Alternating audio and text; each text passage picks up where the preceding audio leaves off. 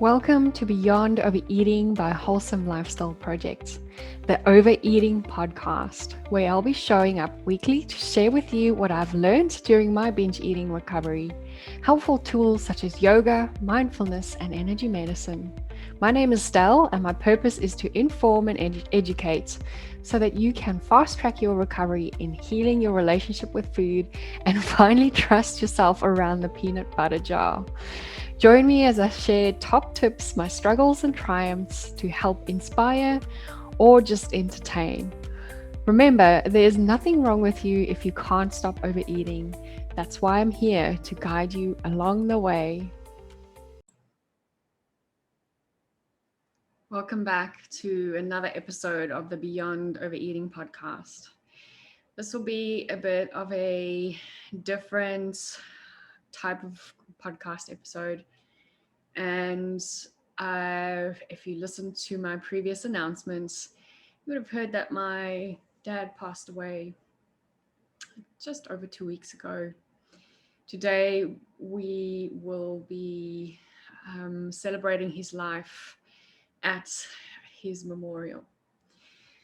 So I just wanted to really step into the space to honor his memory today. And also just to share some of my grief, some of my realities going on right now. It's not easy losing anyone, really. I've never thought that this would ever I knew it would come, but it was really, really unexpected. So it's amazing how when we get knocked off our feet by news like this, just how really deep it hurts. So this episode might get a bit teary. I might have to pause in between just to compose myself. But I'd love to just thank every one of you who has actually reached out to me, whether it was an email or a message, just to pass on your condolences. I really appreciate it. It has been quite tough on our families. We're not able to go home to South Africa to be with our mum as she goes through this, losing her partner and best friend, who has been her her person for close to 42 years. And grief is a strange thing. The first couple of days, things didn't really seem real. It seemed like everything was just normal. And every now and then when someone would send us a message, it would be like, oh yes, this is real. This has happened. So last week it started hitting home a little bit more when we started seeing when my mum sent me a photo of my dad's ashes, the box of his ashes. And today I just wanted to just say that life is short, and I know my tagline on most of my promotional stuff is life is too short to feel guilty for what you ate. And when you put it in perspective of losing life, I just kind of wonder and regret all the time I spent in food thoughts and food guilt, preoccupying my mind, where it could have been spent on happy memories with family or happy memories of my life. And I know now that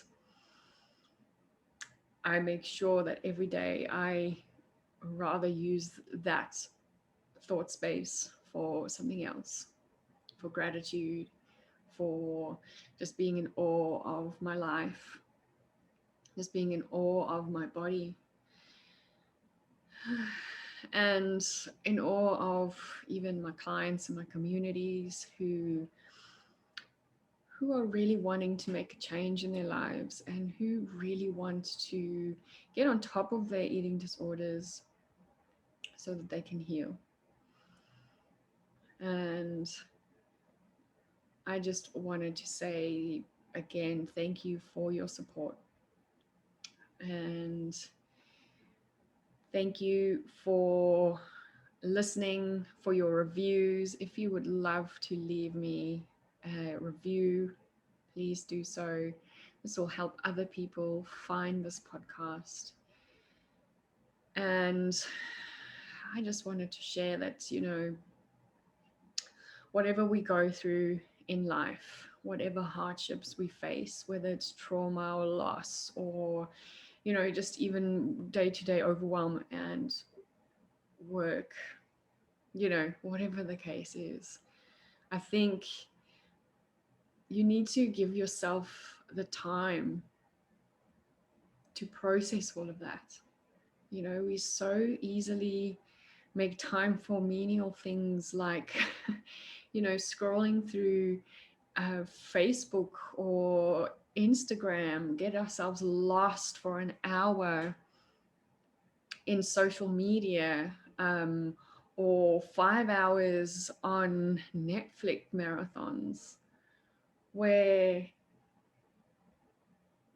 we get so distracted with what's going on.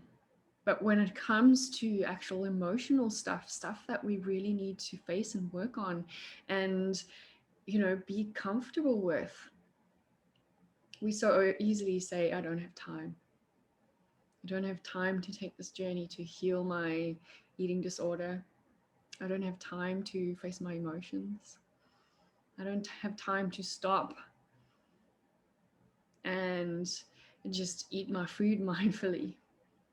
I don't have time to de-stress. I don't have time to go for a walk. I don't have time to meditate. And these are the things that we should be making time for. I know it's the hard things, it's the harder things in life. And I know our brains, our survival brains, are wired to follow the easy route. And the easy route is, and that urge is going to say, you know what? I don't want to deal with this right now. I'm just gonna look at Facebook for 5 minutes. I'm just gonna scroll through Instagram and see what's happening. I just don't want to deal right now. And our body goes, okay, what do I do with this emotional shit? What do I do with it? So guess what? Our body says, well, I can't process it on my own. I need you present. I need you to be there in order to make this happen. So the body says, okay, I'll hold on to it for later. And then it builds up. And eventually you're snapping at someone for just looking at you funny. You don't know why. Or you end up in tears in the shopping center for no apparent reason. Meanwhile, it's because you've bottled everything up, and eventually your body just goes, enough, I can't handle any of this. So this process of the body holding on to things is called somatic processes. That's where our organs, our body parts hold on to things. And usually somatically we feel those lower emotions in our belly, our heart space, the throat, sometimes in the back of the neck.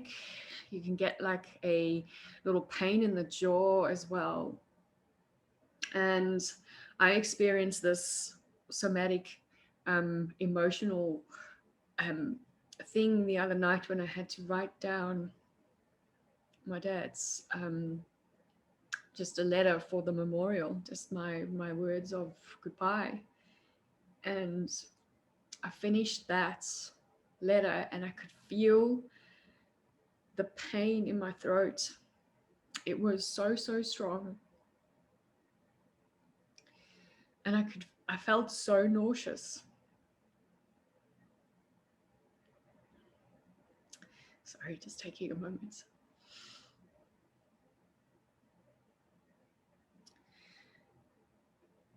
But I didn't ignore that.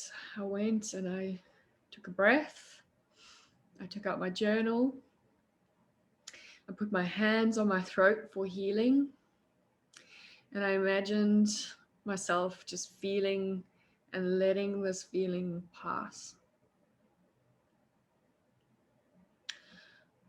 It would have been easier for me to look at Instagram and who messaged me back or who commented on my latest post.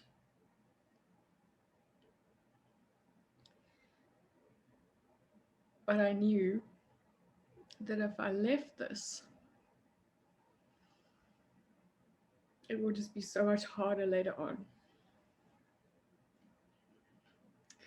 So hopefully this inspires someone out there today just to feel your feelings, embrace all your emotions, not just the happy ones. We tend to chase the happy moments. We try to recreate happy encounters and we get disappointed when they don't work out the same. It's because every moment is different. Every emotion is felt differently depending on how we feel during the day. So give yourself the gift of even just 5 minutes a day where you actually allow yourself to feel so that you can heal. Thank you so much for tuning in to this episode of the Beyond Overeating podcast.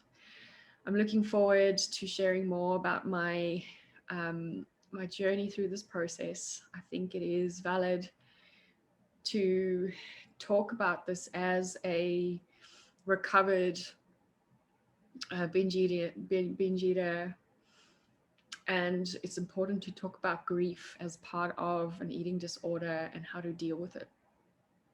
So I will be sharing more as I go along. But until next time, namaste, everyone.